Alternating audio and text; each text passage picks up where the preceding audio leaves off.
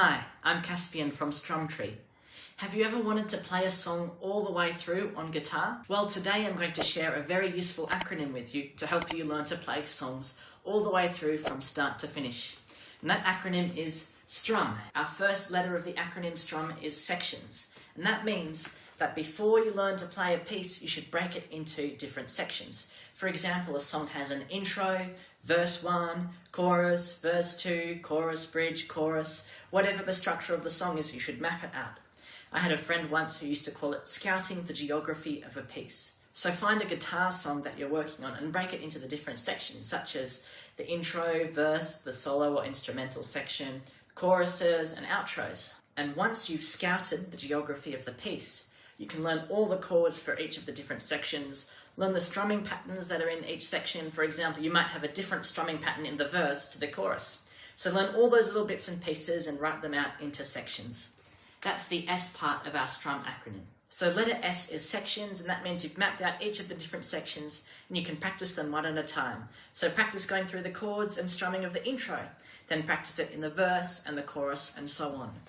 Once you've practiced each individual section, it's time for the second letter, T, transitions. It's time to practice the transitions between the different sections. So it's one thing to practice the intro and then verse 1, verse 2 and chorus and so on. But learning how to transition between them is just as important. Because when we're playing, we want the transition to be seamless. We don't want to pause between verse and chorus while we mentally adjust. When we play a song on guitar from start to finish, we want it to be completely seamless. So that's why practicing transitions between the sections is important. In fact, you may want to spend just as much time practicing those little transitions between one section to another as you do on the sections themselves. And that brings us to the third letter of our acronym, R. Repetition. By this point, you're well on your way for learning the song all the way to through. You've mapped out the different sections, you've practiced the transitions. Repetition is solidifying what you've learned. Practice, practice, practice. Practice with a metronome, practicing along as well. Practice just getting familiar with how the song is supposed to flow from start to finish. That's where repetition is very useful.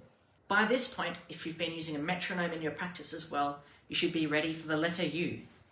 Use a backing track. It's time to test how well you know a song by using a backing track. You can find a backing track of YouTube, you can find the song on YouTube, or you can use Spotify, or if you've got the song on CD as well. Press play on that CD and see if you can play from the song, transitioning through the sections from start to finish. And again, repetition comes in handy. And if you don't get it quite right the first time, press play on the CD again and see if you can go from start to finish using our repetition again. Another really important tip is if you make a mistake, don't stop the song, keep going. Pick back up where you left off. Because one of the important things of learning to play from start to finish is learning how to keep going even if you screw up. And eventually, through repeatedly using backing tracks and playing along to the original song or recording, there'll be fewer and fewer mistakes every time. Now, occasionally you may find a guitar printout sheet that has all the chords down, but when you go to play it to the song, it doesn't sound quite right. It could be that the song is in a different key to the version you found on guitar. So you can always use a capo to change the key on the guitar that you're playing in. And I may do a video on how to use a capo in the future.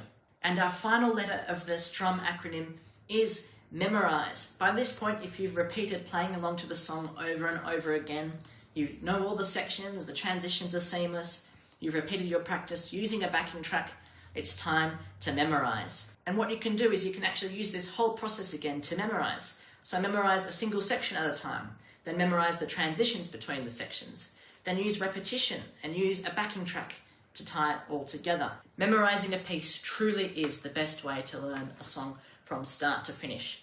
But it's much easier to break it into those little steps. So I'll recap that all together once again. STRUM, learn the different sections, learn the transitions between sections, practice with repetition, use a backing track, and once you're very familiar with all those things, memorizing becomes very easy. I hope you found this video useful, and I'll see you in the next one. Take care.